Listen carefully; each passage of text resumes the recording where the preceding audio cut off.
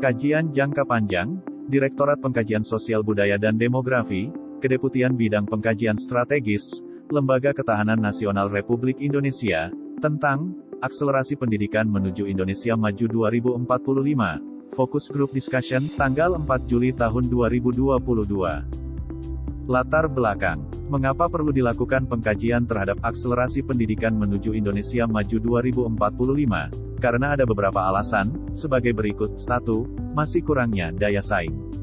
2. Masih kurang meratanya pembangunan di sektor pendidikan, akses formal, non-formal, sarana dan prasarana, materi pelajaran, informasi, dan komunikasi. 3. Kurang meratanya jumlah sebaran sekolah. 4. Masih tingginya kesenjangan jumlah peserta didik. 5. Masih tingginya ketimpangan akses jenjang menengah dan tinggi. 6. Masih rendahnya soft skill SDM Indonesia. Permasalahan. Melihat dari latar belakang yang terjadi, maka dapat dirumuskan permasalahannya sebagai berikut. Bagaimana mewujudkan proses percepatan pendidikan menuju Indonesia Maju 2045? Dari permasalahan tersebut, maka perlu dijawab beberapa persoalan-persoalan antara lain. 1. Bagaimana kondisi existing komparasi pengelolaan sektor pendidikan? 2. Bagaimana prospek keberhasilan sektor pendidikan menuju Indonesia Maju 2045? 3. Bagaimana mewujudkan kapasitas SDM yang memiliki soft skill dan berwawasan kebangsaan sehingga mampu berkontribusi dalam pencapaian keberhasilan program Indonesia Maju 2045? 4. Bagaimana mewujudkan strategi akselerasi pendidikan menuju Indonesia Maju 2045? Ruang lingkup. Penyelenggaraan kajian dilakukan pada dua lokus yang berbeda, pertama di Provinsi Kepulauan Riau, dan kedua di Kalimantan Timur, sedangkan untuk objek kajian difokuskan pada sekolah tingkat menengah dan tingkat pendidikan tinggi. Kondisi existing sektor pendidikan di lingkup global, berdasarkan Global Competitiveness Index tahun 2019, menempatkan nilai daya saing Indonesia pada peringkat 50 dari 141 negara. Di ASEAN, Indonesia berada di peringkat keempat di bawah Singapura. Kekuatan utama Indonesia adalah ukuran pasar dan stabilitas makroekonomi.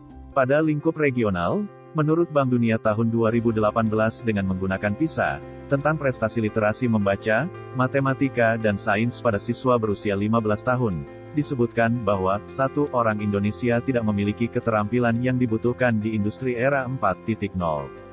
2. Anak usia 15 tahun di kota besar seperti Jakarta, belajar lebih sedikit ketimbang remaja seusianya di pedesaan di Vietnam.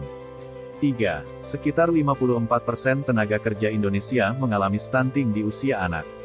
4. Kemampuan anak Indonesia di kota besar setahun di belakang anak sebayanya di pedesaan Vietnam. 5. Anak Indonesia 1,5 tahun tertinggal di belakang teman seusianya di Tiongkok. Indonesia dapat belajar dari negara Singapura yang merubah pendekatan belajar menggunakan pendekatan holistik. Di Singapura, mata pelajaran tidak berdiri sendiri tetapi saling terpadu dan ditinjau dari berbagai sudut pandang. Para pengajar di Singapura memiliki pendidikan tinggi dan berpengetahuan di beberapa mata pelajaran, yang bertujuan agar mampu membimbing anak didik mengidentifikasi masalah, menganalisis dan mencari solusi menyeluruh dan mencerminkan dunia kerja.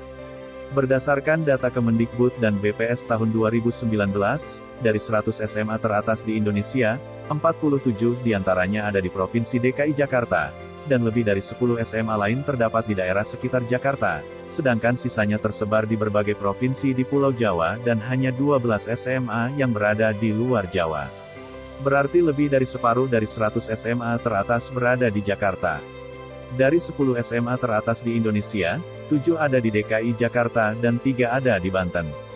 Pelajar Indonesia sekolah selama 12,4 tahun, tapi hanya belajar setara 7,8 tahun. Hal ini disebabkan adanya ketidaksetaraan dalam belajar, kinerja yang rendah, kesenjangan pada standar pendidikan yang menyebabkan kelangkaan dan SDM untuk industri.